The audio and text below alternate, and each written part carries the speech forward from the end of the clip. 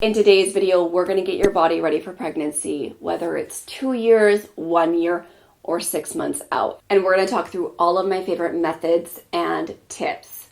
So for women in their late 20s and 30s, it's an optimal time to at least start thinking about family planning, even if that means that you're exploring all of your options, even for later in life. If you're close to starting your parenthood journey, then I recommend setting a wellness plan at least 1 year ahead of time if you want to start trying to conceive.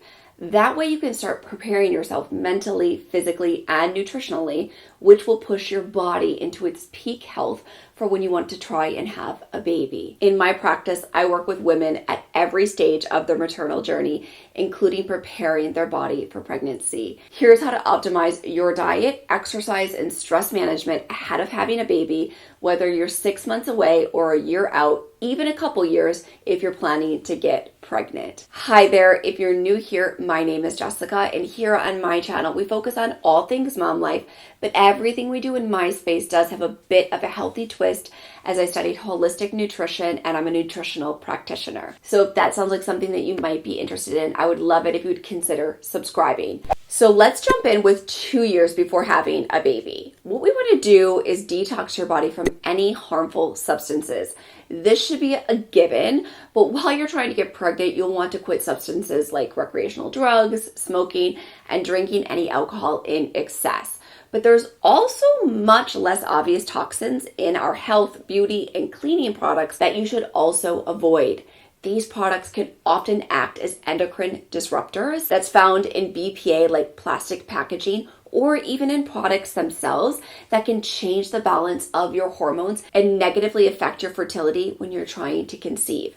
Not only that, but these toxins could be passed on to our babies through pregnancy and even into breastfeeding, and therefore could affect their brain development and normal levels of hormones they need to grow. And the research on this is starting to become overwhelming. So healthy detoxing from these substances involves first using cleaner, chemical-free health products, and second, supporting the natural detox processes in the body through good sleep, nutrition, stress management, and of course, exercise. So now that we're aware of the chemicals around us and that we should be detoxing them, the next thing we want to do is clean up our diet. Generally speaking, it's best to follow a colorful whole foods diet.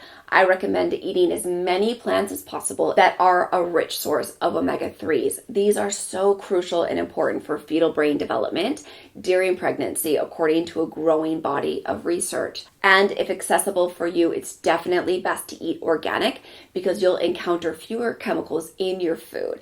For protein, get good quality protein with every meal and aim for a daily intake of around 1 gram of protein per kilometer of body weight. That's the general rule of thumb.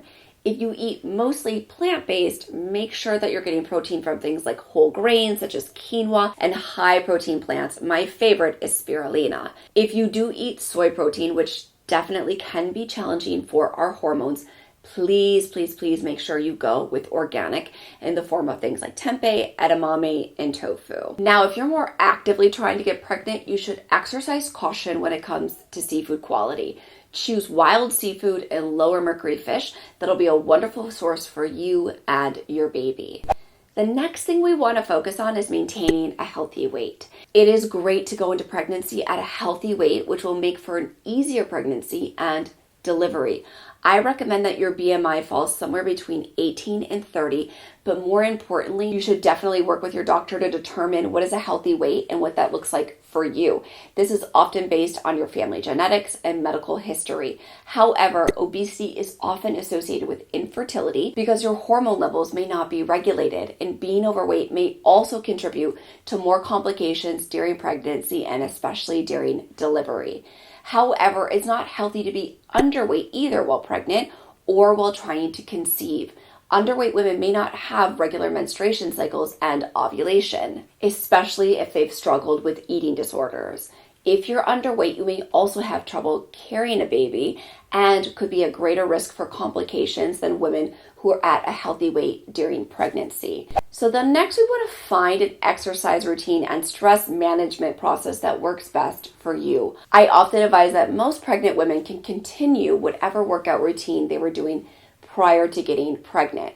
So it's great to get into a regular exercise routine beforehand. Specifically, healthy pregnant women get at least 150 minutes per week of moderate to slightly intense aerobic activity.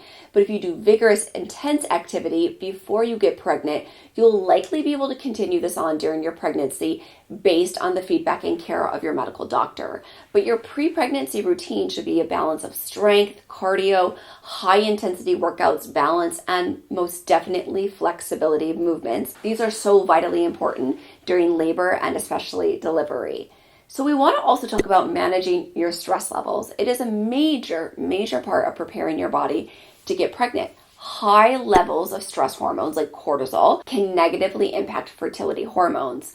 Exercise is definitely key to keeping stress down, along with establishing a sleep routine of a solid 7 to 9 hours each night. Also, one thing I definitely recommend in your 20s and 30s is that this is a perfect time to cultivate a support network that you can lean on while you're trying to get pregnant, during pregnancy, and especially postpartum. So preparing for pregnancy is all about changing what you can control about your health, like establishing a healthy work-life balance. And for what you can't control, there's definitely things like mindfulness. I recommend finding a type of meditation or stillness or prayer that you enjoy and meets your needs that you can practice daily to help manage and mitigate your stress. So now moving into 1 year prior to getting pregnant, what you should start to do is start regulating your cycle. To get pregnant, it's important to ovulate regularly, which ties to having regular menstruation cycles, because then you're generally ovulating at the same time every month. Typically, this time is about 2 weeks away from your menstruation cycle. If you have regular periods each month, which is likely if you're on hormonal birth control, you're in a good place at this stage for preparing for pregnancy. But if you're thinking about getting pregnant and you're not having regular cycles, then it's important to work with your doctor or your midwife to get evaluated to make sure that there's nothing going on like PCOS or thyroid issues. Both are common problems that can contribute to infertility. Many women who struggle with hormonal imbalances that lead to irregular periods often find that working with their doctor, a nutritionist, or a health support team frequently can resolve these imbalances and help get them to a regular cycle pretty quickly. Then after we've got our cycles measured and they're on track, what we want to do next is consider taking a prenatal vitamin. It's a wonderful idea to start taking a prenatal vitamin a year before you plan on getting pregnant, but at the very least, I recommend adding a prenatal vitamin at least 3 months prior to conception. The main reason for taking them is getting enough folate in your diet to prevent any potential birth defects. You might not get enough of the B vitamins found in things like eggs and leafy green vegetables from food. And if you haven't had a chance to check out the video I made 2 weeks ago on multivitamin and supplement research, I will link that for you right up here in the cards where I go through all of my favorite vitamins, and I will link Mary Ruth's Prenatal in the description box down below. Give that a click. Hands down, it is by far my favorite prenatal on the market. It offers things like omega-3s, iron, vitamins A, C, D, and E, all of which are crucial when you're trying to conceive. So now we're 6 months out from trying to get pregnant, and this is where you're going to want to start to talk to your medical team about switching medications that may be safer for pregnant women. In general, with medications, most have not been tested on pregnant women, and it often comes down to a risk-benefit discussion with your doctor. Of course, you have to be reasonable. If you have depression or any other mental health conditions that require medications, it wouldn't benefit you or your baby to get off of these medications. However, there's different protocols and alternatives out there. If you take a medication for high blood pressure, especially an ACE inhibitor, you should work with your doctor to switch to something safer for pregnant women, like a calcium channel blocker, and other similar situations are like blood sugar management pills. There are definitely safer alternatives out there. So with that being said, it's definitely worth having the conversation with your doctor, your gynecologist, or your midwife just to do your research and see if there are different, safer alternatives out there for you. Then, of course, about 6 months out, you want to stop taking hormonal birth control. When it comes to preparing your body for pregnancy, an important step is to go off any type of birth control to make sure you have regular cycles like we discussed earlier, with contraceptives that prevent ovulation, like the pill, the ring, or the patch, it may take a bit longer for the ovaries to adjust to releasing eggs again. However, if you remove any type of IUD, on the other hand, your cycles should be normal, because as soon as you take the IUDs out, they actually don't halt any ovulation. And of all the things on the list and things that we want to do, this is my favorite as a nutritionist, but you want to look into your nutritional markers about 6 months out. Measuring your nutritional levels is extremely important in general, but you should definitely have a handle on your levels before trying to conceive. What I like to do with my clients is look at important pregnancy nutrients like vitamin D3, iron, omega-3s, selenium, zinc, and magnesium levels. Iron is particularly important when you're pregnant because your body uses it to make extra blood to accommodate for both you and your baby. Your doctor will evaluate your levels and help you optimize anything that's not within the normal range through diet or natural things like supplementation. So now that we have our nutrition markers in check, we definitely want to prepare our immune system. Along with solidifying these nutrient levels, you want your immune system to be strong. That way we know your body is strong and equipped to fight any diseases that could cause any issues through pregnancy. So that stress management, that exercise, the full 7 to 8 hours of sleep a night, and eating nutrient-rich foods should be a really good place once we've added in that prenatal vitamin